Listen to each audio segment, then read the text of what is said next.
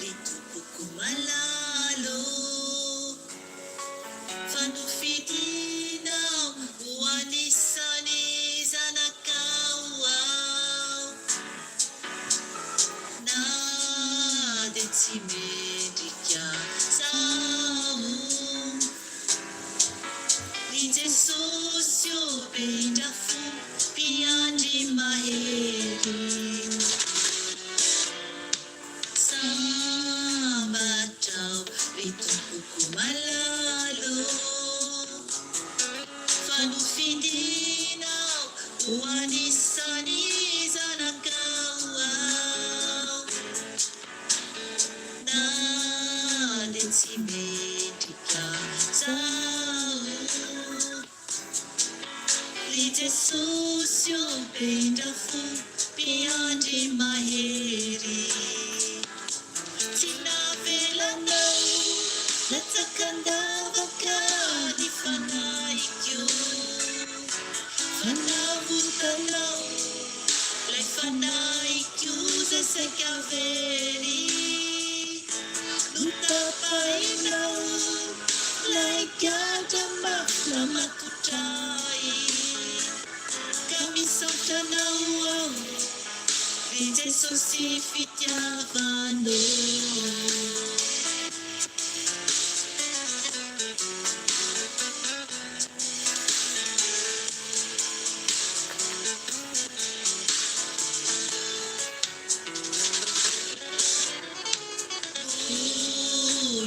sarotra ny dia maro ny fandrika sy ny fitaka taony satana tsy okivianefao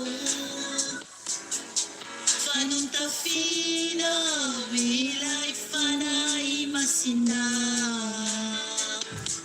tsy navelanao latsakandavaka ny fanaiko fanavontanao lay fanaiko zay saika very notapainao lay gadra mafy matotray ka misaotranao ao ry Jesosy fitiavanao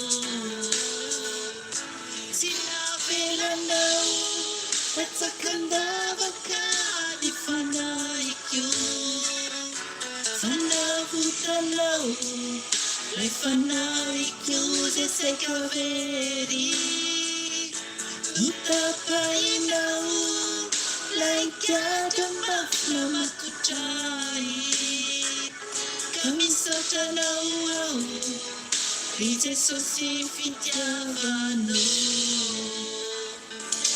ka misaotranao ao ry Jesosy fitiavanao.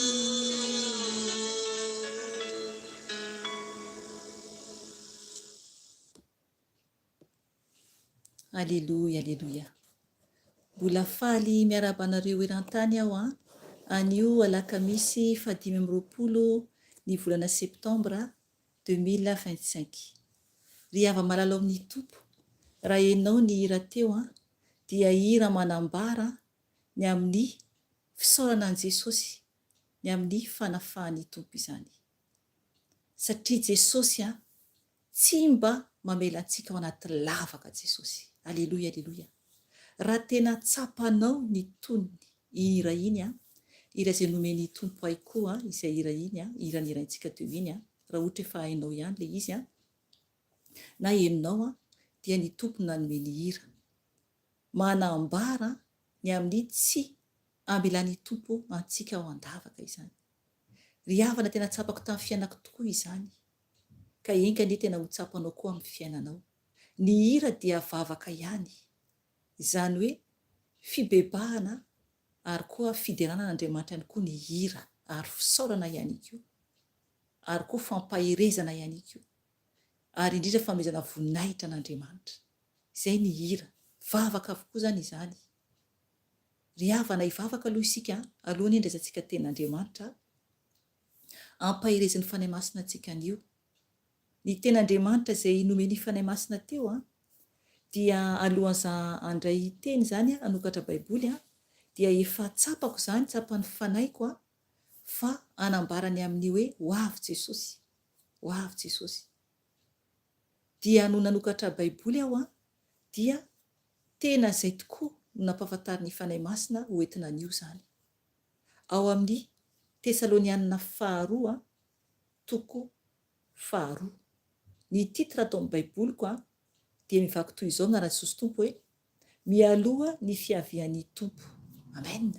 Alleluia. Hivavaka aloha isika alohany resantsika ny ten'Andriamanitra. Dia rehefa vitantsika ny ten'Andriamanitra aveo dia hivavaka isika, hibebaka isika, tady ny Tompo isika araka ny teny izay omeny itsika rehefa avy eo zany. Satria manambara fampiomanany antsika ny amin'ny ho fiaviany zany, mialohan'ny fiaviany. Dia hivavaka isika tompoko ametraka zao fotoana zao eo ambanin'ny tana maherin' Jesosy Tompo. Ataovy ny vavakanao mba hiainanao Jesosy Tompo.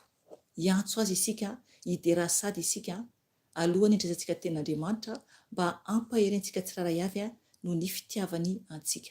Ataovy tompoko ny vavakanao, hiderahany Tompo ianao. Vavaka isika.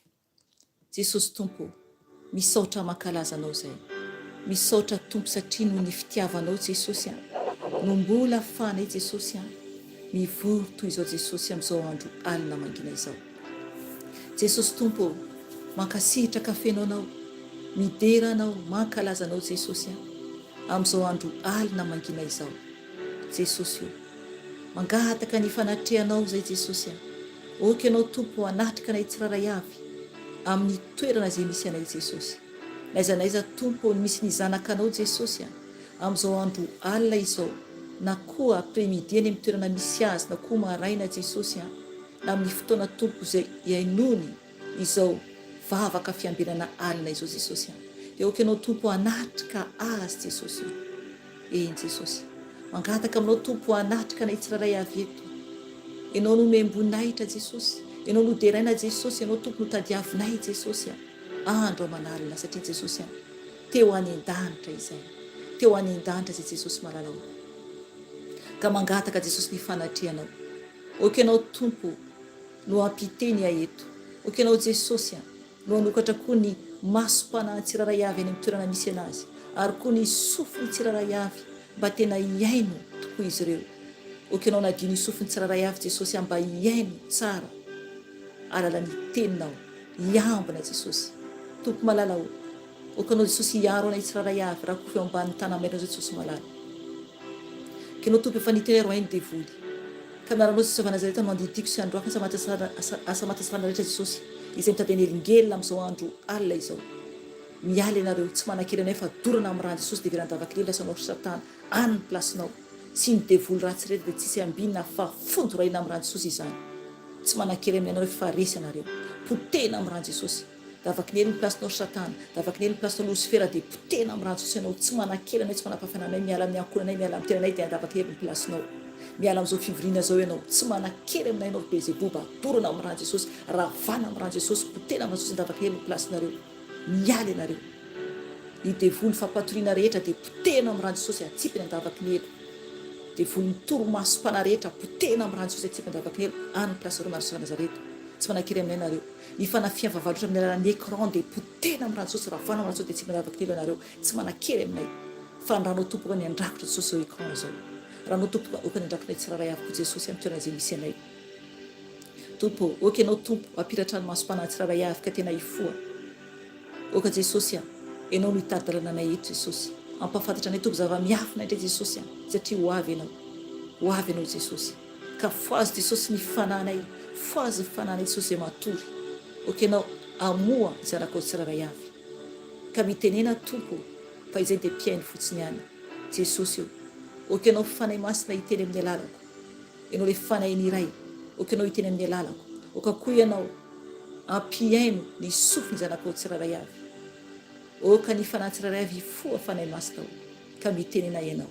Izay dia fitaovana fotsiny ihany. Amboary zay fanahy masina avao zay. Ka mitenena ampianary izay fa mira fampianarana avy aminao. izaho aloha no mandray voalohany izay manambara ny teninao dia avy eo ny olona izay miaina mba hampahirenay ampijoro anay mba hiomananay ho any an-danitra satria any no tanjonay. Misaotra anao fany masina malala, misaotra Jesosy ahy, misaotra ray malala. Alleluia, amen. Amen. Zao ry havana dia raisitsika ny tenin'Andriamanitra araka ny teneniko teo hoe ny tenin'Andriamanitra raisitsika anio dia ao amin'ny bokin'ny Tesalonianina faharoa. Tesalonianina faharoa toko faharoa no raisitsika zany satria raha nangataka teny teo araka ny nambarako dia alohan'izay dia efa natsapa zany hoe ny amin'ny anambarany amin'ny fiavian'ny tompo zany ny bebantsika zany amin'ny Jesosy le hoe mibeba fa efa akaiky fanjakan'ny lanitra dia no nanokatra baiboly tonga dia tao amin'ny Tesalonianina faharoa toko faharoa tonga dia ilay titra zany no hitako tonga dia mazava be ny titra ato amin'ny baiboliko ny titra dia afaka toy izao na Jesosy tompo hoe mialohan'ny fiavian'ny tompo. Amen, alleluia, alleluia. Io zany no teny resantsika fampahirezana an'io zany mialohan'ny fiavian'ny tompo. Oka misy no tena hiomana aza reraka fa ny tompo ampaherenao, izy no miteny, ny fanahy masina no miteny fa za dia fitaovana fotsiny ihany satria na izaho miteny raha mila ko fampaherezana dia avy eo ianareo izay mandre dia vakiantsika zany ny teny, vakiantsika 1 ka hatramin'ny 2:10. Tesalonianina faharoa toko faharoa 1 ka hatramin'ny 2:10. Dia manasanao tena hiaino tsara izay tia ny ten'Andriamanitra ambara dia amin'izay ho tsapanao fanomboka azava aminao sahady ny teny izay tiany tompo ho fantatsika zany satria rehefa miaino ianao ka misokatra tsara ny masom-pananao tonga dia efa fantatrao hoe inona ny tiany tompo ampitandremana anao ho tsapanao zay. Vakiko ny teny amin'ny anaran'i Jesosy tompo. Tesalonianina faharoa toko faharoa 1 ka hatramin'ny 2:10. Mangataka aminareo izahay ry rahalahy taoko ihany koa i rahavavy ny amin'ny fiavian'i Jesosy Kristy tompontsika sy ny anangonana antsika ho eo aminy mba tsy halaky hozongozonina ny sainareo na ampitahorina ianareo na amin'ny fanahy na amin'ny teny na amin'ny pistily izay toa hoe avy aminay ary milaza fa efa tonga sady hono ny andron'ny tompo. Aza mety ho fitahin'ny olona akory ianareo fa tsy ho avy izany raha tsy efa tonga aloha ny fiemorana ka iseho ilay lehilahy nota dia ilay zanaky ny fahaverezana ilay manohitra ka manandra tena ho ambony no izay rehetra atao hoe Andriamanitra na izay ivavahana ka mipetraka eo amin'ny tempolin'Andriamanitra ary milaza ny tenany ho Andriamanitra. Tsy tsaroanareo va fa fony mbola teo aminareo ihany aho dia efa nilaza izany zavatra izany taminareo ary ankehitriny dia fantatrareo ny zavatra misakana azy mba tsy hisehoany raha tsy amin'ny fotoanany fa miasa sahady ny zava-miafina dia ny tsy fankatoavan-dalàna kanefa mandra-panaisitra ilay misakana ankehitriny fotsiny ihany. Fa amin'izay dia haseho ilay tena mpandika lalàna izay ho levon'i Jesosy tompo amin'ny fofinainy vavany ary ho foanany amin'ny famirapiratany fiaviany. Ny fiavian'ilay mpanao ratsy dia araka ny fiasan'ny Satana amin'ny hery sy ny famantarana ary ny fagagana mandainga rehetra sy ny famitahana momba ny tsy fahamarinana amin'izay ho very satria tsy nandray ny fitiavana ny fahamarinana izay amonjena azy izy. Koa izany no andefasan'Andriamanitra fiasan'ny fahadisoan-kevitra aminy ka inoan'ny lainga mba hoelohina avokoa izay rehetra tsy nino ny marina fa nankasitraka ny tsy marina. Amen. Aleloia, mampatahotra ny teny tompoko, tena mampatahotra ny tenin'Andriamanitra io. Tena mampatahotra ny tenin'Andriamanitra io. Eto zany i Paoly apôstôly dia miteny izany amin'ireo Tesaloniana zany. Io dia teny nambarana tamin'izy ireo, zany hoe ny teny ambarana eto dia ho an'ny fiangonana. Ny fiangonana dia isika isam-batan'olona efa nazavaina teto izany, efa ambara matetika ato amin'ny ho avy Jesosy izany. Isika isam-batan'olona ny fiangonana. Dia eto zany i Paoly nanome antsika zany io teny io, ho ahy io teny io ho anao ihany koa. Zany hoe hitandremako alohan'ny havian'i Jesosy tompo. Satria ho maro zavatra iseho, efa miseho sahady, tanao angamba zavatra miseho eran-tany. Efa miseho sahady ny amin'ny fiemorana. Efa mihemotra ny olona maro. Ilay fiemorana dia ilay zavatra hitantsika, zavatra ratsy eran-tany. Izay ilay fiemorana. Zavatra ratsy eran-tany, izay ilay fiemorana, ary tena betsaka dia betsaka noho ny tsara izany, raha mandinika ianao. Raha mijery fotsiny ianao ny olona tena manaraka an' Jesosy dia azo isaitanana izany. Fa ny olona dia mirona any amin'ny zavatra ratsy avokoa ny ankabeazan'ny olona. Any amin'ny zavatra ratsy avokoa ny ankabeazan'ny olona. Izay ilay fiemorana. Misy zany tena hoe mivavaka, nefany tsy tena ao amin'ny tompo ilay olona hoe mivavaka.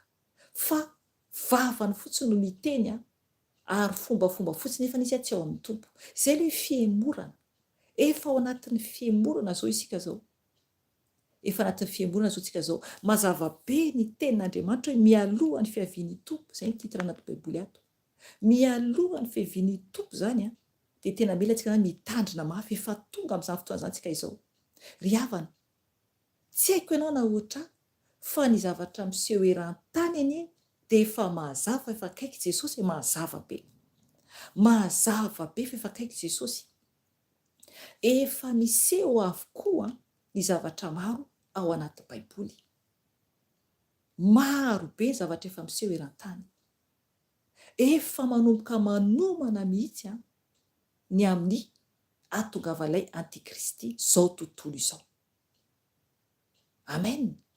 Efa manomana ny amin'ny atongavalay antikristy izao tontolo izao. Izay zavatra miseho amin'izao vaninandro ianantsika izao. Satria feno faharatsiana ny tany. Eo ny gera, eo ny anohanana, eo ihany koa ny amin'ny tondra-drano, misy ihany koa ny amin'ny koledibò, fotaka zao mihitsy.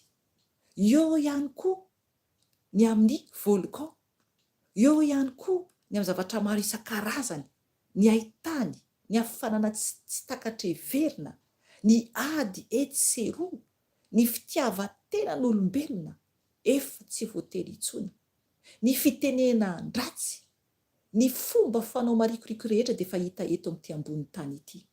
Hita zany, miharihary. Ry havana, efa ho avy mihitsy Jesosy. Maloto ny tany, lotoy ny zanak'olombelona ny tany. Isika olombelona ihany ny mandoto ny tany. Izay no mahatonga an'Andriamanitra handrava ity tany ity, ary ahoro indray ho tany vaovao sy lanitra vaovao, satria nolotointsika zanak'olombelona ny tany izay iainantsika. Eto zany ten'Andriamanitra dia manambara ny amin'ny hoe mialohan'ny fiavian'ny tompo. Tsy maintsy ho avy Jesosy tompoko. Izay no ambarana eto. Mampiomana anao izahay hiomana mba hiaona amin'i Jesosy, mba tena ho tafiditra ny lanitra. Izay no fanirianay koa. Satria izay zao dia mangetaeta hiditra ny lanitra. Dia mitaona anao izay mba hiditra ny lanitra ihany koa. Ry havana, tsisy lalana hafa ahasambatra antsika afa-tsy ao amin'i Jesosy Kristy tompo irery ihany. Nefa tsy maintsika mankatoa azy, tsy maintsika mandeha amin'ny lalana tery sy tsika vao tonga any an-danitra. Ho raisintsika ny tenin'Andriamanitra. Andiny voalohany. Mangataka aminareo izahay, ry rahalahy, ry rahavavy ihany koa, ny amin'ny fiaviany Jesosy Kristy tompontsika sy ny anangonana antsika ho eo aminy. Amen. eto zany a i Paoly a dia miteny sahady izy zany a ny amin'izy ireo hoe mangataka aminareo izay rahalahy teny ako hoe rahavavy ny amin'ny fiavian' Jesosy Kristy tompontsika sy ny anangonana antsika ho eo aminy. Amen. Ry havana ho avy zany Jesosy Kristy mazava be ny ten'Andriamanitra ary ho angoniny isika ho eo aminy. Izay le ry amin'ny raha an-lanitra Jesosy no hampiakatra antsika ho avy izy ary anangona antsika zanany izy ho eo aminy. Ry havana tena ho avy izy amin'ny fotoana zany, tena ho avy izy amin'ny fotoana izany. Azavariana ianao, azavariana ianao. Ho avy Jesosy anangona ny zanany ho any an-danitra, ho any an-danitra. Eto zany a dia i Paoly no miteny hoe mangataka aminareo izahay, mangataka aminareo. Ohatran'ny hoe fiangaviana mihitsy izany, fiangaviana mihitsy zany ataon'ny Paoly eto a. Miteny izy zany amin'ireo rahalahy, izany hoe ireo anadahy tao zany a ny amin'ny fiavian' Jesosy Kristy tompontsika ho izy a sy ny anangonana antsika ho eo aminy, ho eo aminy. 2 mba tsy halaky hozongozonina ny sainareo na hampitahorina ianareo na amin'ny fanahy na amin'ny teny na amin'ny epistily izay toa hoe avy aminay ary milaza fa efa tonga sady hono ny andron'ny tompo. Amen. Eto zany i Paoly a dia nampitandrina an'izy ireo zany satria zany a misy zany olona mitondra teny diso fa tsy araky ny tenin'Andriamanitra. Izay le hoe na dia mitenao zanak'Andriamanitra koa dia mila anao mitandrina satria misy ny fandrika, mila mitandrina isika satria misy ny fandrika, misy ny mpaminany sandoka, misy ny pasteur sandoka, misy atao hoe bishop sandoka, misy ny sandoka marobe eto ambonin'ny tany. Vitsy a no marina tompoko ka mila mitandrina. Oka ianao tena hoe hitady ny tompo mihitsy a ahita azy amin'ny fahamarina sy fahamasinana. Eto zany a dia mampitandrina zany izy a an'izy ireo a, i Paoly zany mampitandrina an'izy ireo zany a mba tsy halaky hozongozonina ny sain'izy ireo. Tonga amintsika koa zany, oka ny sainao tompoko mba tsy halaky hozongozonin'olona. Mila mitandrina. Raiso ny ten'Andriamanitra dia hamarino izay tenen'ny mpitondra favahana aminao. Raiso ny ten'Andriamanitra dia hamarino. Ka raha manamarina ny teny amin'ny ten'Andriamanitra koa nefa ianao dia jerevo mihitsy hoe ilay olona mpitondra tenin'Andriamanitra eo aminao ve miaina araka ilay ten'Andriamanitra zarainy sa tsy? Amen. Tena iainany marina ve le izy ilay ten'Andriamanitra ambarany anao sa tsy? So dia mizavatra hafa ao ambadika ao, so dia mizavatra hafa ao ambadika ao. Aoka ianao ahalala tsara ny ara-panahy izay olona mitondra tenin'Andriamanitra eo anatrehanao. Satria raha ohatra ka hoe mpampianatra sandoka ny eo alohanao a dia ho mafy ny azo anao. Satria na ny fananao ray tsy androso mihitsy. Ka zay hoe mila anao mijery tsara no hoe manao ahoana ny ara-panahin'ny olona mitondra ten'Andriamanitra eo aminao ary koa ny fomba fiainan'ilay olona. Fomba fiainan'ilay olona. So dia olona mpisotro toaka be, so dia olona mbola mifoka sigara, so dia olona mbola mijangajanga na vavy na lahy tonga dia ambarako a. Tsy mitena hoe lehilahy ihany eto ny ambarako fa misy koa vehivavy a. So dia olona hoe manao fiainana maloto be, na olona mpiteny ratsy be, na olona hoe mbola anatin'ny kolikoly, na mbola anatin'ny halatra kely etseroa, anatin'ny fandengaina. Ry havana mila mitandrina isika. Olona manao ahoana no mitondra ten'Andriamanitra eo anoloanao? Olona hitarika anao any an-danitra ve? Mba tsy hozongozona ianao ty ambonin'ny tany a, fa tena hijoro tsara ianao sa olona amitaka ny ara-panahinao. Amitaka ny ara-panahinao ka mila mitandrina mafy dia mafy isika. Eto zany ten'Andriamanitra dia manambara zany i Paoly mba tsy halaky hozongozonina ny sainareo. Amen. Le saintsika zanak'olombelona io mihitsy mantsy io saina io ndraindray tonga dia tafihan'ny fahavalo. Ka oka tsy hozongozona mihitsy ny sainao fa mifantohy tsara amin'ny Jesosy fa tsy amin'ilay olona. Mifantohy amin'ny Jesosy dia Jesosy no mampafantatra anao ny zavatra mety na tsy mety amin'ny toerana izay misy ianao, amin'izay toerana ivavahanao, raha tena mitady ny tompo marina ianao.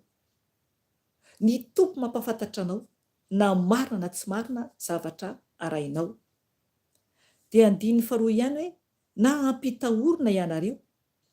Misy ange ny mpitondra fivavahana mampatahotra olona.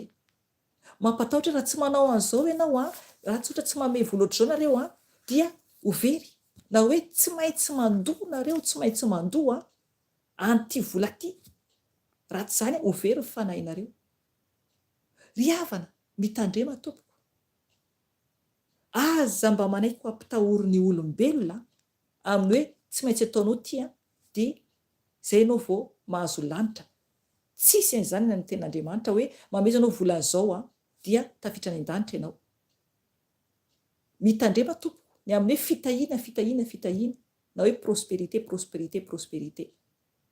Ny fanahinao aloha tadiavin'i Jesosy ho vonjena.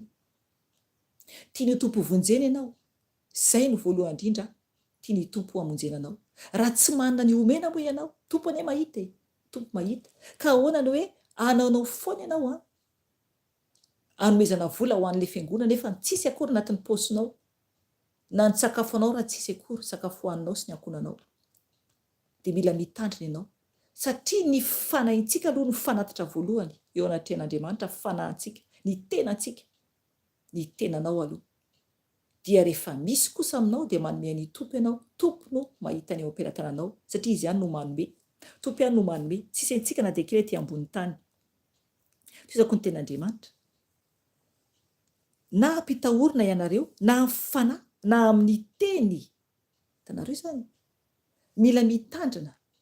Mety atahotra ny fanahinao. Io ilay teneniko teo, mety atahotra ny fanahinao.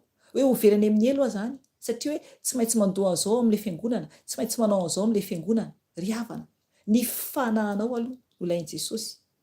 Raha manana ianao ka tsy manome kosa ho an'i Jesosy dia ny tompo mahita an'izay. Ny tompo mahita an'izay.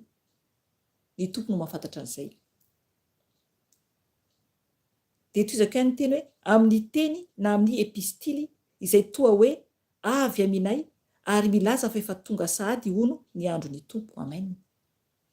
Mila mitandrina isika satria misy anie miteny efa ho tonga sahady ny andron'i Jesosy. Misy amin'ny YouTube indraindray hoe amin'izao daty izao Jesosy ho avy. Ry havana, tsisy mahalala ny andro ivian'i Jesosy. Tsisy mahalala. Na izy Jesosy ary, na ny anjely ary, afa-tsy ny ray any an-danitra ihany. Afa-tsy ny ray ihany no mahalala ny andro iavian'ny tompo. Fa tsisy mahalala. Fa ny teny amin'ny ten'Andriamanitra dia mazava hoe ho avy Jesosy, fa ho avy izy. Ho avy izy fa tsisy daty. Aza mba minomino foana re tompoko. Raiso ny ten'Andriamanitra dia vakio. Aza manaiky ho fitahan'olombelona ianao. Fa raiso ny ten'Andriamanitra dia vakio.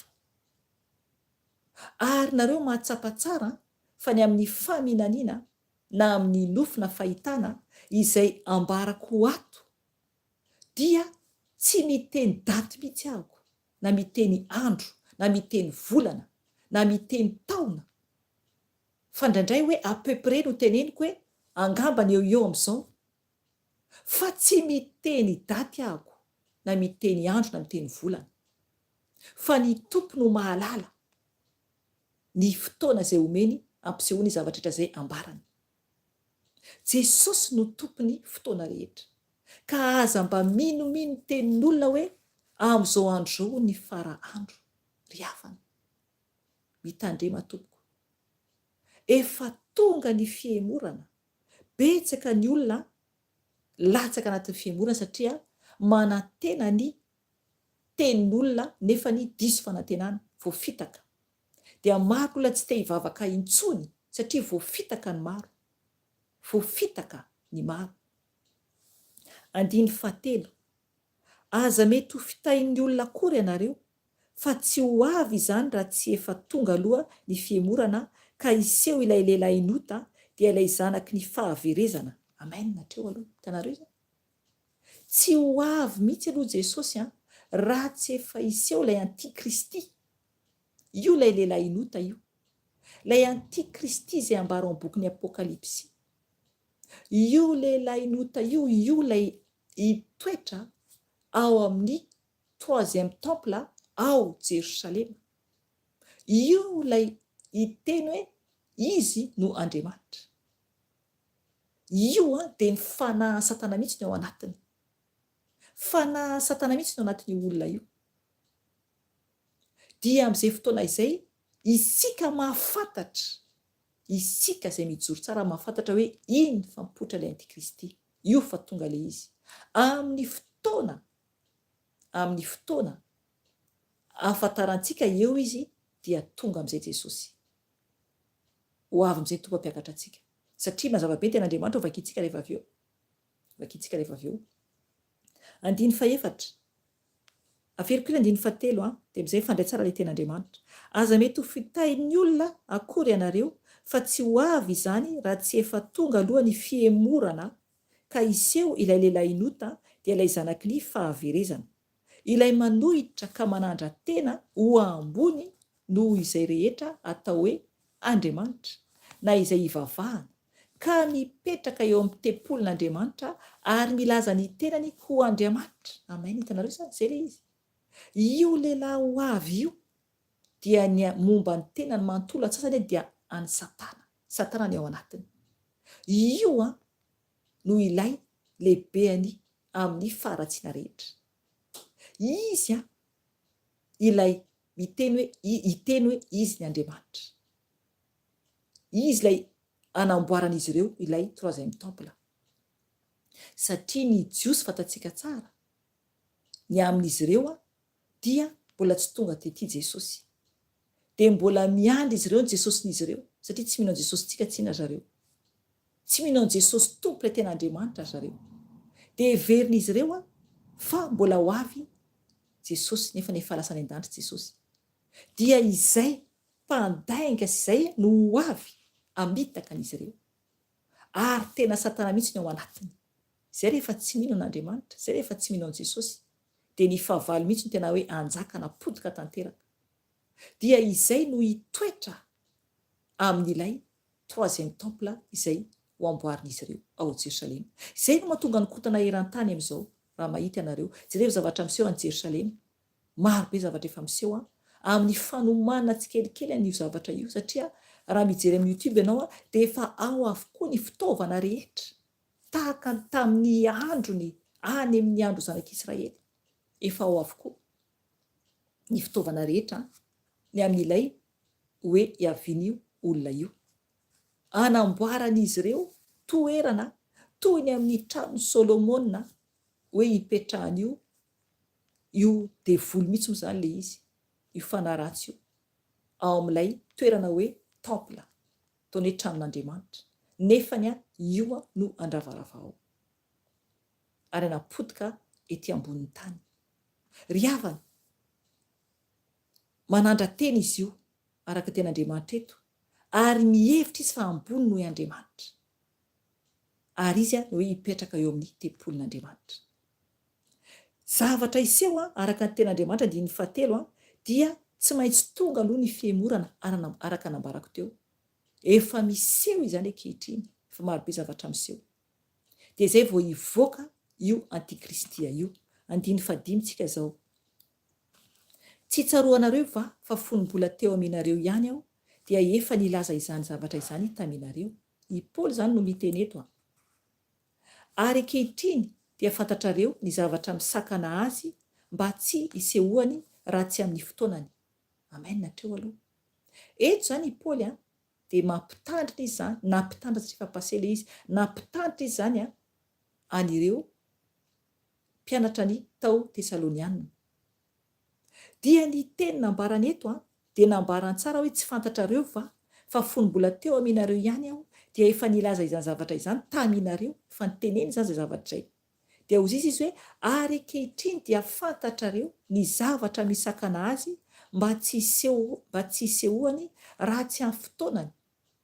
Misy misakana an'ilay antikristy mbola tsy mivoaka. Inona no antony? Fantatrao ve? isika izao zay eo amin'i Jesosy no misakana anazy. Isika satria mbola eto tsina ny fahazavan'ny fanahy masina. Isika mbola eto isika. Isika no misakana anazy mbola tsy mivoaka. Dia toizantsika ny ten'Andriamanitra. 7 fa miasa sahady zava-miafina dia ny tsy fankatoavan-dalàna kanefa mandra-panaisitra ilay misakana ankehitriny fotsiny ihany. Amen. Hitanareo izany? Efa miasa sahady ny tsy fankatoavan-dalàna. Hitantsika ny zavatra ratsy eran-tany. Jerevo raha mandinika ianareo ny olona mahay masika, mahay ratsy fanahy amin'ny tena mpivavaka. Ny zavatra miseho. Tena mahay manomboka rombotra satria devolony ao anatin'ny olona mantsy. Anakana ny amin'ny ekaran'olona any an-danitra. Dia ny tafian'ny satana voalohany dia ny mpanompon'Andriamanitra mijoro tsara. Izay ny anazy. Io tafian'ny Losifera voalohany, izay mpanompon'Andriamanitra mijoro tsara. Dia io no mbola manakana an'ilay fahavalo tsy hivoaka hipetraka eo amin'ny plasiny. Isika izany no manakana anazy mbola tsy mivoaka. Fa rehefa ohatra ka hiala ity tsika dia mivoaka amin'izay izy. Rehefa hiala ity tsika dia mivoaka amin'izay izy. Izay ilay izy. Mazava tsara tena Andriamanitra dia ny fa miasa sahady ny zava-miafina dia ny tsy fankatoavan-dalàna kanefa mandra-panaisitra ilay misakana ankehitriny fotsiny ihany. Amen. Isika ilay misakana anazy tsy mivoaka, isika izao. Izay mijoro tsara amin'i Jesosy.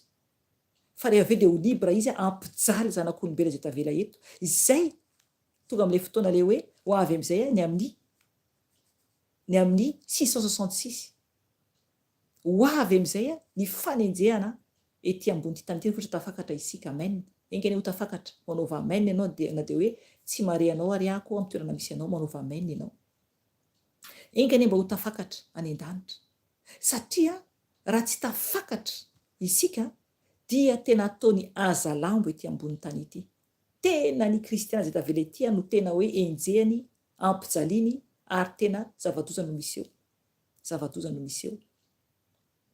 9 fa amin'izay dia aseho ilay tena mpandika lalàna izay ho levon'i Jesosy Tompo amin'ny fofinainy vavany ary ho foanany amin'ny famirapiratany fiaviany. Amen. Hitanareo izany? Amin'izay dia tena iseho ilay tena mpandika lalàna. Izay ilay izy. Izy ilay mandika lalàna. Jesosy dia mora fo ary tsotra, tena famarina sy famasinana, fa ilay ratsy dia tena feno faharatsiana. Izay no mahatonga zavatra miseto ambonin'ny tany raha hitanao amin'izao vaninandro iainantsika izao ny fitenena-dratsy. Zavatra ratsy dia malalaka avokoa zavatra ratsy rehetrarehetra. Lehilahy miaraka amin'ny lehilahy, vehivavy miaraka amin'ny vehivavy, marikoriko. Marikoriko. Fahalotoana tsisy ohatran'izay ety ambonin'ny tany. Satria efa manomana any Andriamanitra an'izy ireo zareo. Manomana andray ny Andriamanitra an'izy ireo. Izay ilay antikristy. Izay ilay antikristy. Mila mitandrina isika. Izay no mahatonga ny zavatra mikorotana ety ambonin'ny tany satria ho avy Jesosy. Ho avy Jesosy. Ary mampiomana antsika satria tsy maintsy misy izany. Tsy maintsy misy izany. Izay vao ho tanteraka avokoa ny zavatra rehetra satria efa voasoratra anatin'ny ten'Andriamanitra. Izay rehetra voasoratra dia tsy maintsy tanteraka. Tenin'ny Tompo dia tanteraka avokoa. 9 firintsika izao. 9 isika. Non, 9 antsika aloha izao satria mbola misy zavatra tsy voateniko teo. Fa amin'izay dia aseho ilay tena mpandika lalàna izay ho levon'i Jesosy Tompo amin'ny fofinainy vavany ary ho foanany amin'ny famirapiratany fiaviany. Amen. Alleluia, alleluia, alleluia, alleluia. Eto izany dia Jesosy rehefa ho avy Jesosy amin'ny fotoana, izany hoe tsy amin'izy ilay ho avy aloha ho akantsika. Misy roa mantsy ilay izy. Ho avy Jesosy eny amin'ny rao any lanitra izy hampiakatra antsika. Izany hoe tsy midina izany Jesosy eny amin'ny rao any lanitra. Fa ny anjely no hampiakatra antsika eny aminy. Dia rehefa any aminazy any tsika, dia rehefa tonga ny fotoana hiavian'ny Tompo. Hiavian'ny Tompo handrava amin'izay izy an'ilay fahavalo. Dia amin'ny fotoana io dia zavatra iseho. Dia ho levon'i Jesosy Tompo amin'ny fofinainy vavany fotsiny. Ary ho foanany amin'ny famirapiratany fiaviany. Alleloia. Izany hoe ny fofona vavahany Jesosy fotsiny dia ny famirapiratany fiaviany Jesosy ny tena hoe mamirapiratra, tonga dia tena ho foana tanteraka zany ilay ratsy. Alleloia. Tonga dia any amin'ny elo mandrakizay doria. Alleloia. Izay le Andriamanitra lehibe antsika izay. Tonga dia any amin'ny elo ilay ratsy zany. Dia andininy fasivy, ny fiavian'ilay mpanao ratsy dia araka ny fiasan'ny Satana amin'ny hery sy famantarana ary ny fagagana mandainga rehetra. Amen. Hitanareo zany. Zay no fiavian'ilay ratsy io. Zay no fiaviany. Jerevo ny fiaviany. Ny fiaviany araka tena ohatra ny fiavian'ilay mpanao ratsy dia araka ny fiasan'ny Satana. Hitanareo zany. Amin'ny hery sy famantarana ary fagagana mandainga rehetra. Amen. Ry havana, izy ange manao mirakle. Manao mirakle izy ary amin'ny hery Satana, faratsiana zany. Faratsiana zany dia famantarana ary fagagana mandainga rehetra, lainga, fitaka no fagagana izay ataony. Ny mpandainga fotsiny fantatsika tsara fa any amin'ny hery ny mpandainga no mivantana. Ao amin'ny bokin'ny Apokalipsy 4:9 manambara an'izany. No azafady 9:10 manambara an'izany. Dia ao amin'ny bokin'ny Apokalipsy 1:9 koa 9:9 manambara an'izany. Ny lainga fotsiny dia mahaverany amin'ny elo tompoko, mahaverany amin'ny elo. Vakiko eo amin'ny Apokalipsy 2:12 5:10 naran'i Jesosy Tompo hoe: fa ny ivelany ny alika, ny mpanao ody ratsy, ny mpijangajanga, ny mpamono olona, ny mpanompo sampy, azy rehetra tia lainga sady mandainga. Amen. Hitanareo zany. Any ivelany, zany hoe tsy tafiditra ao an-danitra. Ato amin'ny 1:20 izy ao ambadika ihany ho anao izay mbola tsy mahafantatra 9:9 dia mazava tsara fa teneniny eo ambany eo hoe raha sy vakiko ihany le izy amin'ny Jesosy Tompo Apokalipsy 1:20 fa ny osa, ny tsimino, ny vetaveta, ny mpamono olona, ny mpijangajanga, ny mpanao ody ratsy, ny mpanompo sampy ary ny mpandainga rehetra dia hanana ny anjarany ao anatin'ny farimy rehetra afo sy solifara. Izany no fahafatesana faharoa. Amen. Hitanareo zany. Tena hanana ny anjarany. Hanana ny anjarany hoy tena Andriamanitra ao anatin'ny farimy rehetra afo sy solifara. Zava-doza zany tompo. Izany no fahafatesana faharoa. Izany hoe efa nazavaiko toetra izay raha mbola velona le olona manao an'ireo fiainana maloto rehetrarehetra dia efa maty ny fanahany. Efa any amin'ny elo ny fanahany. Fa ny vatany mbola mandehandeha ety ambonin'ny tany. Efa misy izany ny tompoko hoe misy edy izany. Misy olona efa maty ny fanahany nefa le olona mandehandeha hitanao ety ambonin'ny tany. Efa mifatotra any amin'ny elo ny fanahany. Dia rehefa tonga ny hafatesany nofony, ny vatany zany tonga dia efa fitatreo satria efa any amin'ny elo ny tenany. Efa any amin'ny elo ny fanainy. Zay le fahafatesana faharoa. Verintsika ato amin'ny Tesalonianina faharoa eo amin'ny 2:2 fa sivy isika izao. Fa vakitsika teo 9:7 fa veriko vakina kely ihany amin'izay fandray le ten'Andriamanitra tonga dia mitohy le ten'Andriamanitra raisitsika zany. 9:7 ny fiavian'ilay mpanao ratsy dia araka ny fiasan'ny Satana amin'ny hery sy ny famantarana ary ny fagagana mandainga rehetra sy ny famitahana momba ny tsy fahamarinana amin'izay ho very satria tsy nandray ny fitiavana ny fahamarinana izay amonjena azy izy. Amen. Hitanareo? Eo ilay mampatahotra ny ten'Andriamanitra. Jerevo tsara le ten'Andriamanitra eto. Izany hoe ny fiaviany ilay antikristy zany. Fiavian'ilay antikristy io rehefa ho avy izany dia araka fiasan'ny Satana zany amin'ny hery sy ny famantarana ary ny fagagana mandainga rehetra sy ny famitahana momba ny tsy fahamarinana amin'izay ho very. Hatreo aloha. Izany hoe amitaka izy zany momba ny amin'ny tsy fahamarinana. Jesosy ilay fahamarinana. dia le olona tsy mivavaka, le olona tsy manala ten'Andriamanitra na hoe manaraka be fotsiny ihany dia ho voafitaka ihany koa. Firy moa ny olona hitantsika ny tanàzantsika aloha tonga dia ambarako, firy no manaraka hoe ino hoe Jesosy sandoka na hoe miteny tampoka hoe Andriamanitra. Firy ny olona mino an'izany satria tsy manaraka ny ten'Andriamanitra, satria anatin'ny tsy fahamarinana, anatin'ny tsy fahalalana, satria tsy mandray tenin'Andriamanitra fa lasa manaonao foana dia lasa manaonao foana dia lasa manaonao foana. Ny mampalahelo misy tsy mahay mamaky teny amin'ireny olona ireny.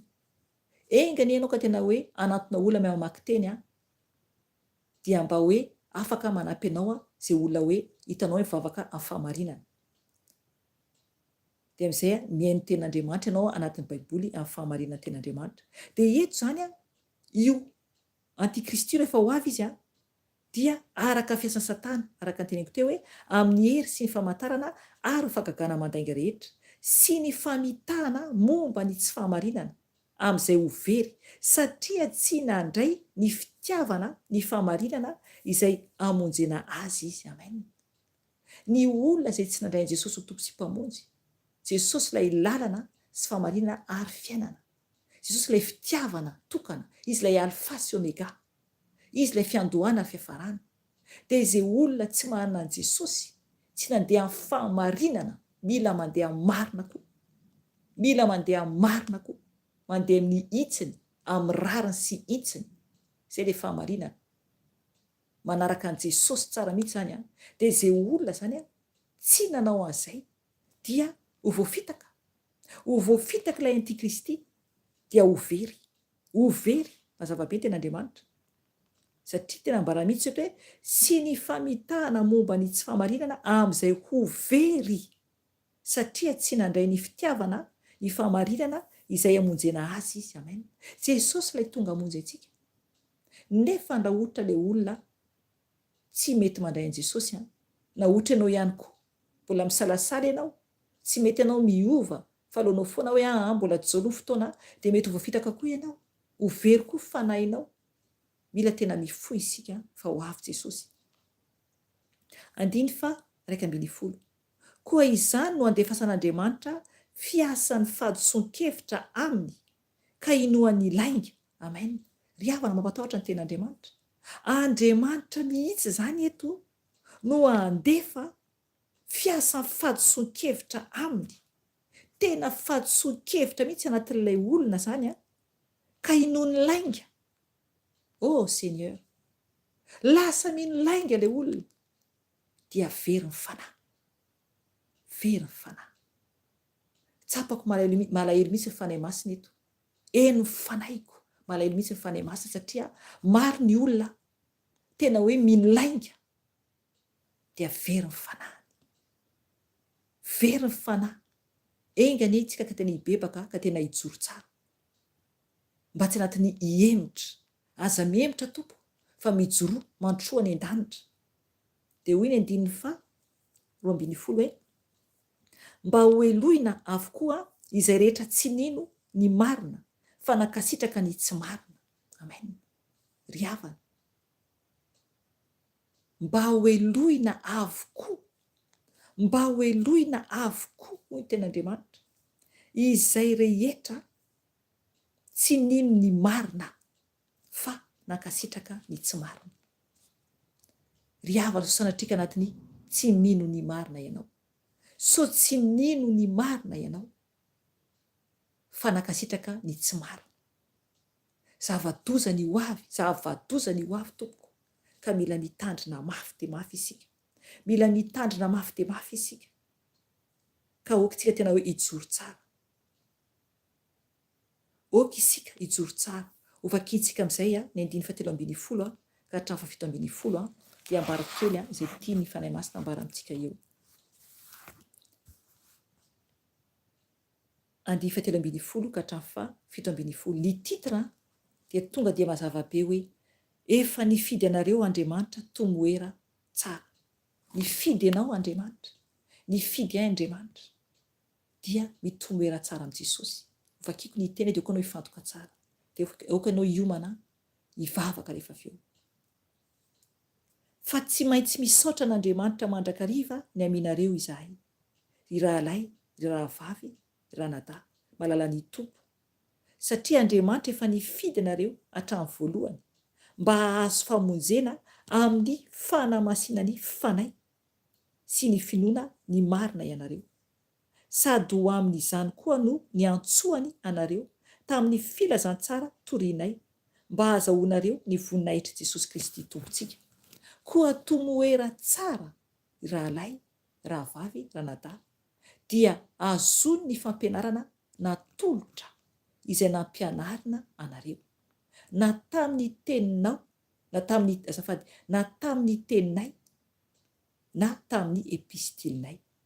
Ary Jesosy Kristy tompontsika sy Andriamanitra raintsika izay efa tia antsika ka nanome antsika fampiononana mandrakizay sy fanantenana tsara amin'ny fahasoavana, izy anie no ampionona ny fonareo sy ampahirinareo amin'ny asa sy ny teny tsara rehetra. Amen. Ry havana, eto i Paoly dia mampafantatra antsika izy ho anao izay efa ao amin'i Jesosy. Andriamanitra anie no nifidy antsika hatramin'ny voalohany. Zava-dehibe izany. Nifidy antsika Andriamanitra mba hahazo famonjena amin'ny fahamasinany fanahy sy ny finoana ny marina. Izay no tian'Andriamanitra, no fidiana isika mba hahazo famonjena isika, ary naty fahamasinany fanahy masina zany, ny fanahin'Andriamanitra. Ny fanahin'Andriamanitra no tokony hitoetra ao anatintsika. Ary indrindra ny finoana ny marina, Jesosy ilay marina, mino an Jesosy, mino an Jesosy, dia mitoera tsara am Jesosy, mitoera tsara. Mila antsika tena miomana tompoko, mila antsika tsy miadaladala intsony raha te hiditra ny lanitra, satria ho avy ny fotoana hitsaran'Andriamanitra. Ho avy izany, ho avy ny tompo, ary fatantsika tsara, teny teo fa mafy ny teny teo, mafy ny teny teo, manambara fa ho levon'ny tompo anie ilay fahavalo, ary koa misy ny olona efa ho voatolotra ihany koa ho very, efa misy ny fanahy very any amin'ny elo, ka aoka tena hijoro tsara ianao, aoka tena atahotra an'Andriamanitra ary hitady ny tompo bebe kokoa mba ho tafiditra ny lanitra, miala amin'ny ratsy rehetra, miala amin'ny tsy famendrena rehetra. Tadiavo Jesosy dia mbola hita izy, tadiavo izy dia mbola hita. Ry havana, hivavaka isika, andohalika isika hivavaka, eto amin'ny tompony mombanao, za koa hitondra ny tena koako, eto amin'ny tompony mombanao, aoka itsika hifona amin'i Jesosy. Ho anao izay tsy afaka mandohalika, ny tompo mahita anao, izy mahafantatra ny tsy fahasalamanao, fa ho anao izay afaka mandohalika kosa dia mandolevana hatrehan'i Jesosy. Aoka ianao andohalika ho an'ny tompo, ataovy ho an'ny tompo zavatra rehetra, fa aza atao ho an'ny tenanao. Jesosy mila antsika manitry teny eo ambanin'ny tana maheriny, izay ny tiany Jesosy. Ka aoka itsika andohalika, hitady ny tompo bebe kokoa. Tadiavo Jesosy, antsovy izy dia amaly anao. Eto eo aminazy ny mombanao, eto aminazy ny tenanao, mangatà famindram-po aminy, mangatà ny heriny, satria ho avy Jesosy. Ho avy Jesosy araka ny teny teo, izay niraisintsika teo. Ary efa tontsika izao amin'ny fiemorana, maro zavatra miseho eran-tany, hitantsika tsara izany. Hitantsika tsara izany. Jerefo faratsy ny zanak'olombelona, ny olona dia mihay ratsy hatrany, ka aokantsika tena hitady an'i Jesosy. Aza variana amin'ny zavatra ety ambony tany, satria fatantsika tsara, rehefa mijery vavaotsika, zavatra ratsy foana ny betsaka noho ny tsara. Mitandrema satria indraindray zavatra miseho reny tena hoe andaniana fotoana ihany koa, andaniany Satana fotoana ihany koa ho antsika, satria amin'izay tsy mivavaka isika fa variana mijery zavatra ny tany. Oka izay, tadiavo mandrakizainao, anantona amin'i Jesosy mivavaha, atokany ny tenanao ho an'ny tompo, ho fanatitra velona ho azy. Mivavaka isika tompoko, mivavaka isika. Jesosy tompo, indreto izay Jesosy malala ho, saotrany amin'ny teninao Jesosy, satria tompo, Andriamanitra lehibe indrindra ianao. Andriamanitra masina sy mahery ianao Jesosy, ary tsy misy toanao. Jesosy io, ho avy tokoa ianao Jesosy, ary mialohan'ny fiavianao Tompo dia mazava ny teny izay azonay anio Jesosy fa ho hisy ny fiemorana. O Seigneur, efa misy zany ankehitriny Tompo, marobe Jesosy ny olona eran-tany mivavaka Jesosy fa tsy mety miaona aminao. Reraka ihany Jesosy mivavaka, mifadianina, mame vola ho an'ny fiangonana, mame vola ho an'ny trano, mame vola ho an'ny mahantra, nefa Jesosy tsy mety miaona aminao satria Jesosy diso fivavaka, diso lalana Jesosy io, diso lalana Jesosy io. Mangataka ny famindramponao, mangataka ny famindramponao Tompo, satria ho avy ianao Jesosy, ho avy ianao Tompo eny amin'ny raha alanitra hampiakatra anay Tompo. Tompo, tsy ny asa soa izay ataonay Jesosy no idiranay lanitra Jesosy fa ny tena fankatoavana anao, tena fankatoavana anao.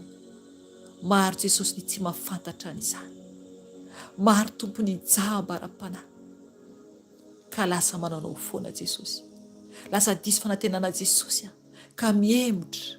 O Jesosy, mifony izay Tompo ho an'ny tany, mifony izay Tompo ho an'ny tany, satria Jesosy tena efa ho avy ianao, efa ho avy ianao Tompo, ary ho avy koa Jesosy alohan'izany Jesosy ilay Antikristy, ho avy izy Tompo anjaka ety ambony tany Jesosy, alohan'ny ivoanao Jesosy eny amin'ny raha alanitra mpiakatra anay Jesosy dia ho fantatray izany.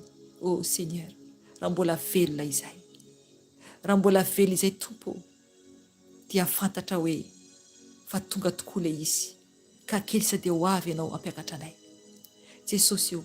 Vonjeo izay, vonjeo Tompo izay zanakao tsiraray avy, mba tsy ho rembo ny fahavalo Tompo. Mifona aminao izay, fona amin'ny Jesosy ianao, fona amin'ny Jesosy ianao, mifona aminao Jesosy, mamindrafo amiko ny amin'ny tsy fahatanterahako Tompo. Mamelay ianao, mamelay Jesosy, satria mpanota tsy mendrika ao Jesosy, mpanota izay Jesosy malala ka mangataka ny famindramponao, mangataka anao Jesosy, amboary izay, avaozy izay Jesosy, oka izay Tompo, tsy ho variana Jesosy amin'ny zavatra miseho ety ambony tany, izay fandrebirebeny ny fahavalo ny tokoa izany. Eny Tompo, fandrebirebeny ny fahavalo Jesosy zavatra miseho ety ambony tany Jesosy. Andaniany fotoananay Tompo, tsy anatonanay anao Jesosy, toy izao ataonay anio izao Jesosy. Maro Jesosy ny olona amin'izao resy fotoana izao Tompo, mifidy hijery zava-poana Jesosy anatin'ny telefônina, anatin'ny réseaux sociaux Jesosy. Maro Tompo ny olona mandany fotoana amin'ny zava-poana Tompo. Amboary izy ireny, avaozy Jesosy, amboary Tompo, amboary, satria ho avy ianao. Ray segondra Jesosy dia sarobidy eo anatrehanao, sarobidy Tompo amin'ny fananay izany. Ray segondra fotsiny Jesosy dia mety Jesosy avery anay, mety avery ny fanahinay any amin'ny elo Tompo. Ray segondra, satria Tompo any amin'ny elo ary Tompo mangataka mba hivoaka na ray segondra ary, mangataka na gotona ranoray Jesosy. Efa izay Tompo aty ambony tany dia mbola sambatra, manana fotoana Jesosy hibebanay, manana fotoana Jesosy hiresahanay aminao, manana fotoana Jesosy hiverenana aminao Jesosy, isan'andro isan'andro, na alina na atoandro na maraina na hariva Jesosy. Nefa ny Tompo, maro be ny olona Jesosy, tsy tafajory intsony, tsy tafajory intsony Jesosy, ka mifona aminao Jesosy izay, mangataka famindramponao Jesosy amin'ny ho an'ny tsiraray avy, ho an'ny tsiraray avy. Mamela Jesosy, mamela Jesosy ny tsiraray avy ianao, mamindrafo aminay zanakao. Amboary Tompo ny tsiraray avy, kasio Jesosy amin'ny tananao be fitiavana.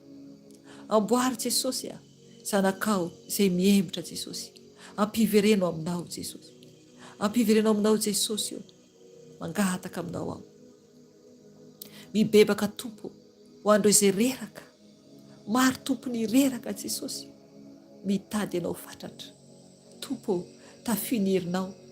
Maro Jesosy ny tsy maintsy voatery hoe angatahany fiangonana hoe mame vola toy izao, na tsy maintsy mame azao Jesosy.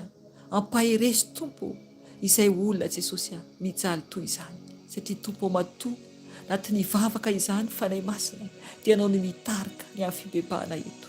Anao no mitarika amin'ny fibebahana eto izay tianao hoentinao anatrehanao Jesosy. Mivavaka ao Jesosy, mivavaka ho an'izay olona Jesosy ato izay tena sahirana Jesosy.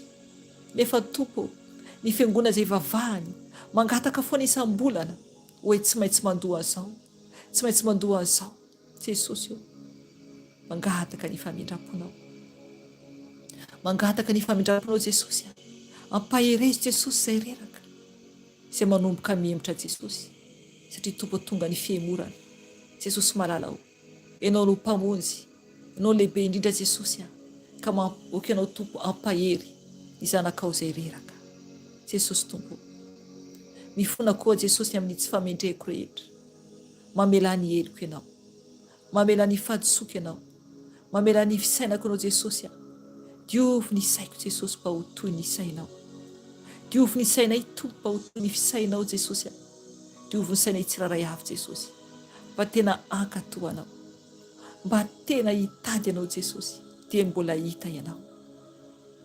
Ka hisaina zay Jesosy ny any an-danitra fa tsy dia tany, mba hisaina ny lanitra zay Tompo, satria ho avy ianao Jesosy. Hiala tiany Jesosy izahay, hiala tiany Jesosy izahay, ka amboary ny fisainanay Jesosy io. Sasao amin'ny rano Jesosy, mamela Jesosy ny fisainako, mifona aminao ny amin'ny fisainako tsy araka ny fisainanao Jesosy.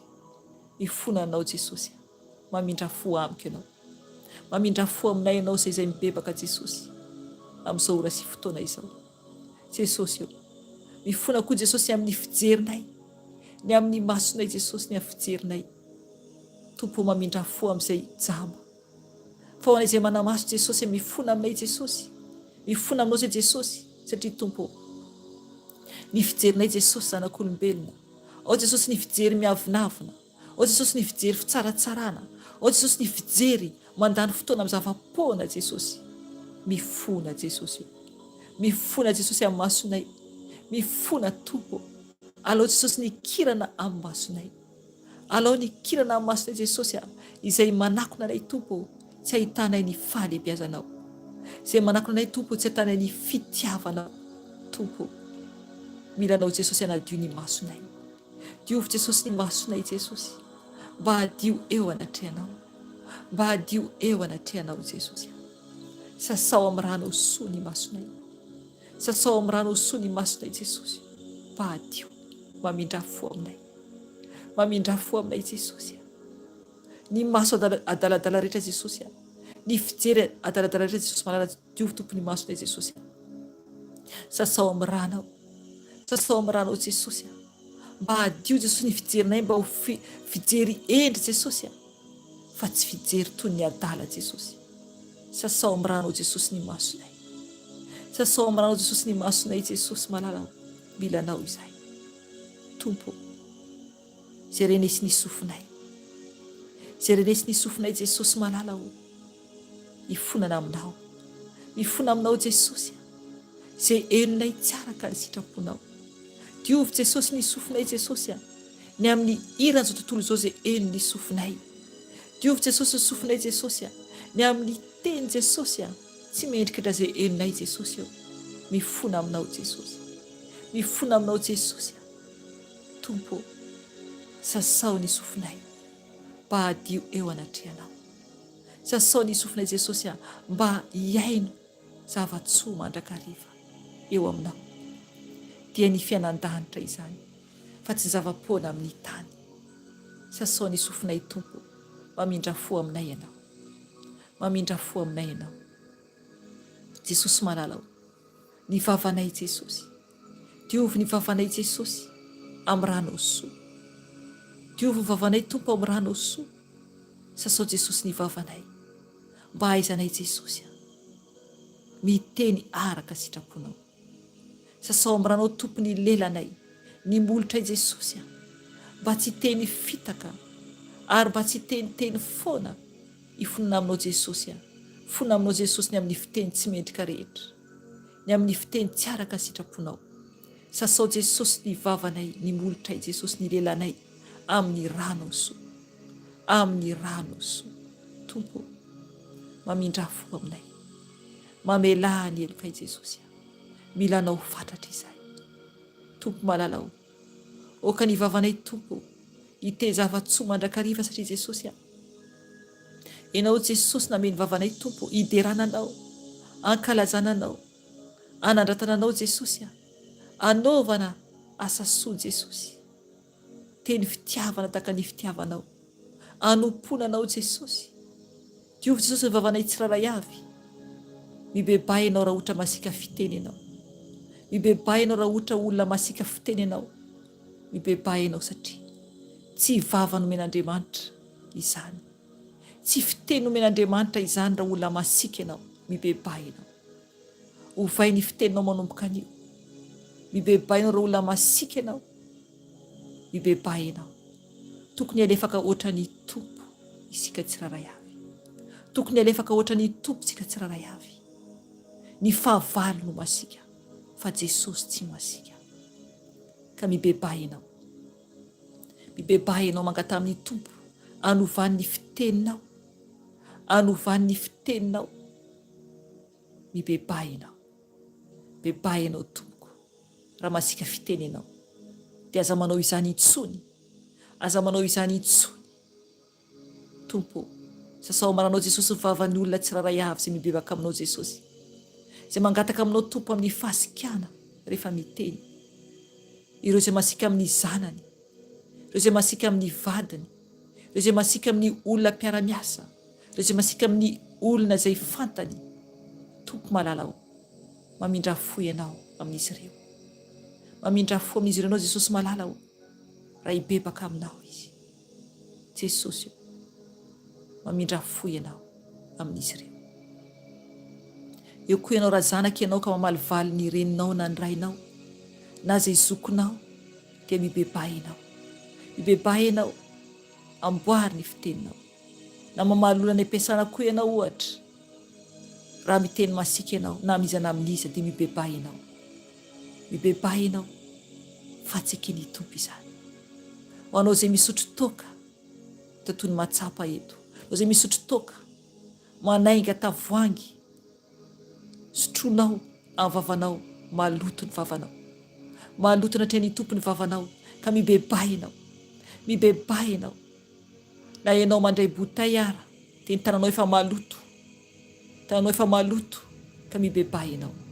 Natao anaty vera izany, toka izany, na labiera io, dia mibebay ianao satria manimba ny tempolin'Andriamanitra ianao, manimba ny tempolin'Andriamanitra ianao.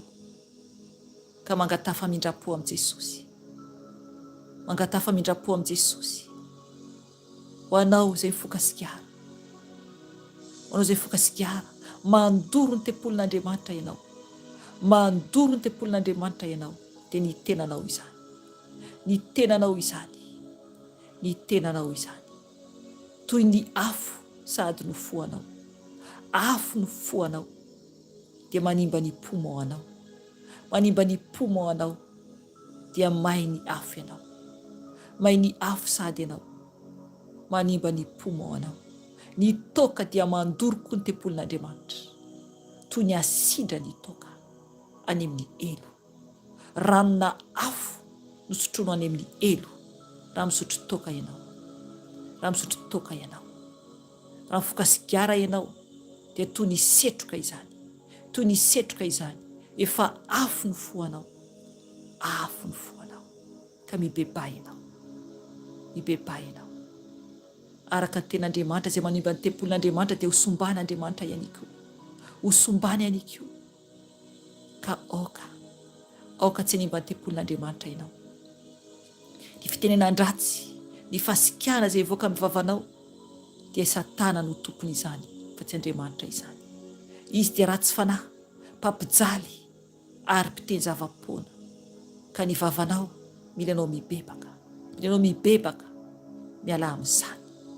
Miala amin'izany dia mbola misy ny fotoana, dia mbola misy ny fotoana miovay ianao. Ny fiteny miavinavikevitra miovay ianao, mibebay ianao, miova. Tsy nomena fanahy osa ianareo fa fanahy mahery. Izany hoe mila mijoro ianao, mila mijoro ianao, mila miova ianao, mila miova ianao. Raha te hiditra ny lanitra, raha te hiditra ny lanitra, aza manao zaza intsony, aza toy ny zazakely intsony ny fisainanao, fa mijoro ianao, mijoro ianao. Aza toy ny zaza omena ronono fa tokony vetikanina. Olona mahatsapa ny zavatra ataony, olona mahatsapa zavatra ataony. Ny olona omena vetikanina dia fantany tsara zavatra hohaniny, na tsara na ratsy, na tsara na ratsy. Fa raha ohatra ka ronono ny omenanao raha mbola zazakely ianao, dia tsy fantatrao izay omenanao, fa fantatrao ny ataonao raha manota ianao, fantatrao ny ataonao raha manota ianao. Ka aza mivazivazy amandrakizay ianao, aza mivazivazy amandrakizay ianao, fa tsy ho tafiditra lanitra ny ianao, tsy ho tafiditra lanitra ny ianao. Raha tsy mety miova ianao, raha tsy te hiova ianao, raha tsy te hiova ianao, dia tsy ho tafiditra ny lanitra ianao. Anjaranao ny sisa, anjaranao ny sisa, anao sy safidy. Mazava ny ten'Andriamanitra teo, mazava ny ten'Andriamanitra teo, fa very, very, lainga no arainao dia ho very ianao raha tsy mijoro amin'ny fahamarinana. Ka mijoro ianao, mijoro ianao, mijoro ianao, miova ianao raha te hiditra ny lanitra. Ialao ny fahatezerana, Satana no feno fahatezerana, izy no feno fahatezerana. Ka ialao ny fahatezerana, ialao ny lolo-po, ialao ny fankalana. Alaviro izany, alao aminao izany. Mijoro ianao, izay vao hitoetra anatinao ny fanahin'ny iray, izay vao hitoetra anatinao ny fanahin'ny iray. Mijoro ianao, mijoro ianao. Mila trano madio ny tompo, mila trano madio ny tompo. Eny, araka ny teny Jesosy, izy sy ny ray dia onina ao aminy. Fanahy masina efa eo ihany koa ny fanahy masina. Ka mila trano madio Jesosy, ka miova, miova dia mbola misy ny fotoana, miova dia mbola misy ny fotoana. Ho anao izay tia mijery vehivavy, ho anao izay tia mijery lehilahy, miova, miova, satria efa fitsangatsangana izany. Eny lovantaninao, eny lovantaninao raha tsy miova ianao, raha tsy miova ianao. Diovy ny sainao, amboary ny sainao, sainy any an-danitra, sainy any an-danitra. Ajao ny vadinao raha manambady ianao, ajao ny vadinao raha manambady ianao. Raha tsy manambady kosa ianao dia aoka ianao anajan'i Jesosy. Aza mieritreritra akory, aza mieritreritra akory lehilahy raha ohatra vehivavy ianao, aza mieritreritra akory vehivavy raha lehilahy ianao. Fa ajao ny tomponao, ajao ny tomponao, dia fantatry ny tompo izay hasoanao, fantatry ny tompo izay hasoanao. Fa mila ianao miay any tompo, miay ho any tompo raha tsy manambady ianao. Oka ny tompo no ahianao, satria ny tompo no tokony hianteranao, tokony hianteranao amin'ny zavatra rehetra, zavatra rehetra. Diovy ny vavanao, diovy ny vavanao, diovy ny vavanao, diovy ny vavanao, diovy ny vavanao, diovy ny vavanao, diovy ny vavanao, diovy ny vavanao. Amin'ny rano Jesosy, amin'ny rano Jesosy. Mangata amin'ny tompo raha tsy vitanao irery izany, mangata amin'ny tompo raha tsy vitanao irery izany. Mangataka ny rano Jesosy, mangataka ny rano Jesosy. Efa nambarako teto, efa nambarako teto tanatin'ny video, tanatin'ny video ny amin'ny nahitako, nahitako, nahitako lelan'olona anankiray izay toy ny petrolina maintimainty, toy ny petrolina maintimainty mikorina, mikorina avy ao amin'ny lelany, avy amin'ny lelany mainty matevina mikorina avy eo amin'ny lelany ary mandeha toy ny goty izany milatsaka. Izany ny lela maloto. Hiampangany fahavalo anareo. Hiampangany fahavalo rehetra ka tsy mino ianareo. Izany no hidiranao any amin'ny elo raha tsy miova ianareo.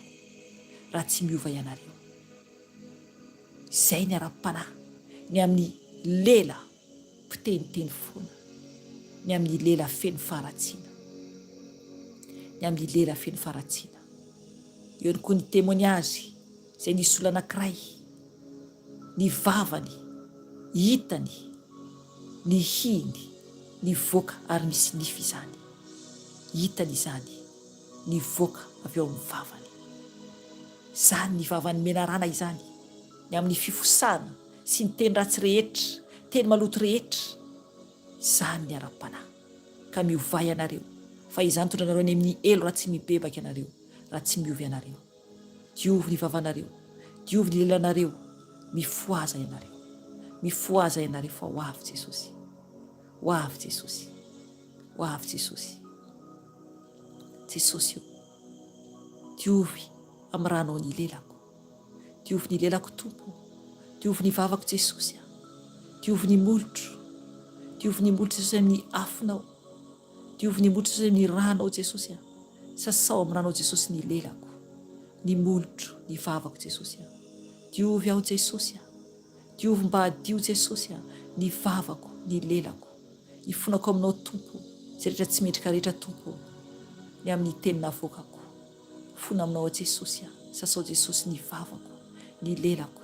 Sasao amin'ny ranao Jesosy. Sasao amin'ny ranao Jesosy. Sasao amin'ny ranao Jesosy. Tompo malalao, kokoanao Jesosy, anadio ny tanako. Diovy ny tanako Tompo amin'ny ranao soa. Ifonako aminao izay niraisy ny tanako. Ifonako aminao izay niraisy ny tanako. Mibeba amin'ny Tompo anao ny amin'ny tananao, ianao izay mpifoka sigara sy mpitroto toaka. Izay tananao nanao maloto tany dia mangataha amin'ny Jesosy ianao, amin'ny mindrano fony aminao. Mangataha ny rano Jesosy anadiovany ny tananao. Eto fanay masina dia miteny ihany koa, raha tsy mety afaka mitoka ianao dia mangataha amin'ny Tompo Jesosy, ataovy tofoka ny toka Jesosy, ataovy rikoriko Jesosy. Raha vao ohatra ka mahita toka, fa ho ataony Tompo aminao izany. Na sigarako, raha mangataka aminao dia ataony izany. Mangataha amin'ny Jesosy, ataovy tofoka Jesosy, ataovy rikoriko Jesosy hoe raha mahita toka na sigara Jesosy dia tena ho tanterahany Tompo izany raha vonona ianao. Tanterahany izany raha vonona ianao tena iova. Tsisy izay tsy hainy Tompo atao. Tsisy izay tsy hainy atao. Ka mangataha aminy ianao. Mangataha aminy ianao. Jesosy, diovy Tompo ny tananay mba hadio eo anatrehanao. Mamindra fo aminay Jesosy. Mamela ny elokay. Sasao Tompo ny tananay mba hadio Jesosy eo anatrehanao. Mamela Tompo izay raisy ny tananay, izay nikasihan tananay Tompo ka tsy mendrika Jesosy, diovy amin'ny ranao Jesosy. Sasao amin'ny ranao Jesosy ny tananay. Sasao amin'ny ranao Jesosy ny tananay Jesosy malalao. Diovy ny tananay Jesosy. Ny tongotray koa Jesosy, izay naleha ny tongotray Jesosy malalao dia ifonona aminao izany. Ifonona aminao Jesosy ny amin'ny dia tongotro tamin'ny toerana tsy mendrika rehetra Jesosy nandehanao. Ifonona aminao a Jesosy. Sasao Jesosy ny tongotro mba hadio Jesosy eo anatrehanao. Sasao Tompo ny tongotro mba hadio anatrehanao Jesosy. Tompo malalao ijoro Jesosy ankatoanao. Anao izay sitraka ao Jesosy. Raha tsy mety afaka ianao fa mandeha toerana iray foana tsy ankasitrahan'ny Tompo dia mangataha amin'ny Jesosy, anakanany ianao. Anakanany ianao fa anakananao izy. Mangataha amin'ny Jesosy ianao raha ohatra tsy mety resinao izany. Dia nefany aza mandeha antsony rehefa sakanany, aza manohitra. Raha misy zavatra ataony Tompo anakanany ianao, indroa na intelo dia aza mandeha intsony satria ianao nangataka dia tanterao. Tanterao ny tenin'ny Tompo. Tompo, fonako aminao Jesosy ny amin'izay toerana nandehanako tsy araka sitraponao. Diovy Jesosy ny tongotro. Diovy Tompo ny tongotro amin'ny ranao soa. Amin'ny ranao soa Jesosy malalao satria ianao Jesosy no Andriamanitra mpanadio, mpanafaka anay amin'ny tsy mahina rehetra. Jesosy, oka ianao Jesosy hiditra an-tsehatra amin'ireo zanako Jesosy ato izay mangataka aminao Tompo hoe sakano ny tongony tsy handeha amin'ny toerana tsy mendrika izay nandehanany. Tompo, mamalenao Jesosy ny vavaka an'izy ireo. valia Jesosy ny vavaka ny fangatahany. Ampio izy tompo raha tsy vitan'izy irery izany. Ampio izy Jesosy io raha tsy vitan'izany. Mamindra fo aminy ianao. Mamela ny heliny ianao Jesosy malalao. Tafinerinao tompo izy ireo mba hatotosa Jesosy ny amin'ny tsy andehanan'izy ireo amin'ny toerana tsy mendrika Jesosy. Tafinerinao izy tompo ary sakano Jesosy sakano Jesosy raha mangataka aminao izy. Raha mangataka aminao izy Jesosy, sakano tompo. Jesosy malalao. Tondra kosa Jesosy ny fonay tompo hoentina eo aminao. Ny fonay tompo araka ny teny nambara teo dia tempolinao Jesosy. Jesosy izay manimba ny tempolinao Jesosy dia ho simbanao koa Jesosy. Ny fonay tompo no lapanao Jesosy ny foko Jesosy io. Mifona aminao Jesosy ny amin'ny foko Jesosy, ny amin'ny fahatezerana, ny amin'ny entom-po, ny amin'izay rehetra tompo everan'ny foko nefa Jesosy tsy araka sitraponao. Mifona Jesosy eto amin'ny tompo mifonao. Mifona Jesosy ny amin'ny fiheveran'ny foko everiko fa mety Jesosy nefa tompo tsy mety eo anatrehanao. Mifona Jesosy alao tompo ny evitrevitra rehetra Jesosy anatin'ny foko Jesosy ny amin'ny tsy fankatoavako anao. Mifona Jesosy ny amin'ny amafin'ny saiko, amafin'ny foko Jesosy mifona aminao aho. Mamela Jesosy. Amboary Jesosy ny foko Jesosy mba hankatoanao. Iaino izay teninao anao izay sitrakao Jesosy. Mangata amin'ny Jesosy ianao. Mangata amin'ny tompo ianao Jesosy. Sasao amin'ny ranao Jesosy ny foko mba hadio. Satria tompo tempolinao aho. Tempolinao aho tompo. Fonako aminao tompo satria nandoto ny tempolinao Jesosy. Ny amin'ny teny tsy voahevitra rehetra Jesosy. Ny amin'izay tsy sitrakao Jesosy dia hifonako aminao izany. Sasao Jesosy amin'ny ranao Jesosy ny foko mba hadio. Sasao tompo ny foko mba hadio Jesosy mba ho mendrika ho anao. Mba ho mendrika ho anao. Jesosy malalao. Ho avy ianao Jesosy ampiakatra anay. Ho avy ianao tompo ampiakatra anay Jesosy ka mila anao zay Jesosy malala. Mila anao zay tompo malala Jesosy io. Sotroko Jesosy ny ranao, sotrony raha Jesosy na dia tsy hitanao ary. Fa eo ny raha Jesosy anadio ny taovanao manontolo. Raha mino ianao, raha mino ianao. Mandehana finoana, fahazamiana ana. Tompo, sotroko Jesosy ny ranao. Sotroko ny ranao Jesosy. Oka hikoriana anatin'ny taovako Jesosy. Sotroko ny ranao tompo malalao anadio Jesosy ny taovako manontolo. Andoro Jesosy ny aretina rehetra Jesosy mitantady foro anatin'ny taovako. Ranao Jesosy sotroko ny ranao. Sotroko ny ranao Jesosy anadio ny taovako rehetra. Anadio ny fanahy. Tompo malalao ny ranao Jesosy. Ranao sarobidy. Mihoatra noho ny volamena Jesosy. Kedao tompo anadio ahy amin'ny ranao soa. Diovy amin'ny ranao Jesosy. Diovy amin'ny ranao Jesosy. Ny taovako manontolo. Ny tenako manontolo Jesosy. Diovy amin'ny ranao. Ny lalandrako kely indrindra ka hatramin'ny lehibe indrindra Jesosy. Diovy amin'ny ranao. Ranao Jesosy no ilaiko. Ilaiko Jesosy ny ranao Jesosy. Mila anao Jesosy. Mila anao Jesosy malalao. Diovy Jesosy ny aretina rehetra Jesosy okanao andoro izany. Okanao andoro izany tompo malalao. Satria tompo zanakao. Zanakao Jesosy. Ka okanao tompo no ao anatiko. Okanao tompo no ao anatiko. Oka tompo ny ranao Jesosy no mikorina anatin'ny vainako Jesosy. Ny ranao Jesosy. Satria zanakao Jesosy. Tompo malalao. Mangataka ny fanahinao izay. Mangataka anao izay fanahy masina. Okanao ameno anay. Okanao ameno anay fanahy masina. Mila anao izay fanahy masina. Ianao ilay eto aminay mandrakizay. Eto aminay mandrakizay ianao. Ianao ilay fanahy ny fahamarinana. Ianao ilay anatinay. Ianao ilay eto aminay mbola manakana ilay fahavalo mbola tsy tonga andray ny plasiny amin'ny 3e temple. Ianao ilay eo aminay fanahy masina. Feno ianao izay fanahy masina mbola zava bebe kokoa amin'ny tany izay iananay. Feno ianao izay fanahy masina okanao ameno anay. Feno ianao fanahy masina. Feno ianao fanahy masina. Mila anao fatratra. Mila anao fatratra fanahy masina. Feno ianao aho. Feno ianao aho. Feno ianao fanahy masina. Okanao ameno anay Israely avy zanakao. Feno ianao izay fanahy masina. Mila anao izay fanahy masina.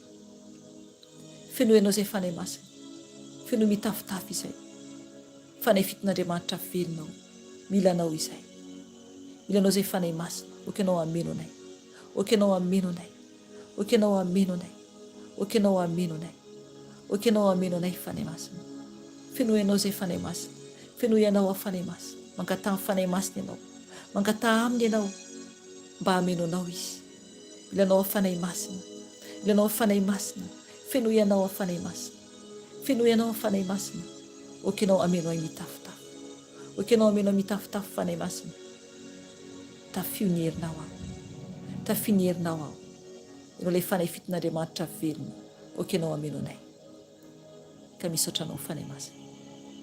Tompo malalao, mitondra Jesosy aho, zanakao eran-tany, okanao Jesosy aho, ampahery zanakao eran-tany Jesosy, amboary ny tsiraray avy, avaozy ny tsiraray avy, okanao Tompo ampitafy hery zanakao tsiraray avy Jesosy, izay milanao Tompo amin'izao andro sarotra izao, amin'izao andro fiemorana izao Jesosy aho, okanao Tompo ampahery ny tsiraray avy Tompo mba tsy herikerika, mba tsy hovariana Jesosy aho, fa tena hijoro tsara hiandry ianao.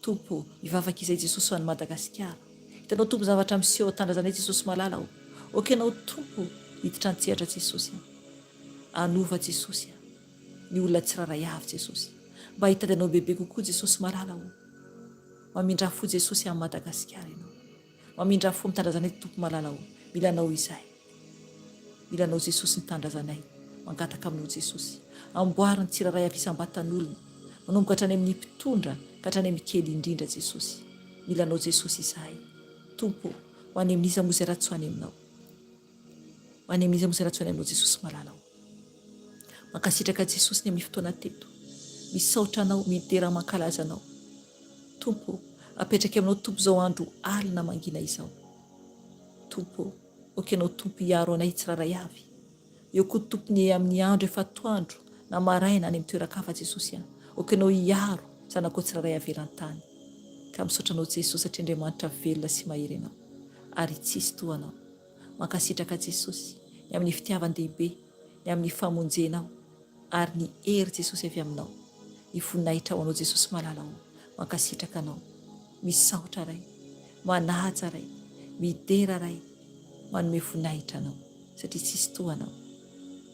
Eny Jesosy malala aho, miandry anao izay zanakao, arovy izay ambany tana maherinao, tianay ianao Jesosy satria anao nity anay voalohany, tsy nay nitiza Jesosy aho raha tsy ianao no nity anay voalohany, ka misaotra anao Jesosy ny amin'ny fitiavanao lehibe indrindra, misaotra anao, mamiko loatra anao Jesosy malala aho, mankasitraka Tompo, ny dera sy ny aza dia ho anao rery any Jesosy, hatramin'ny taloha indrindra sy ankehitriny ary mandrakizay doria. Aleluia. Amen. Amen.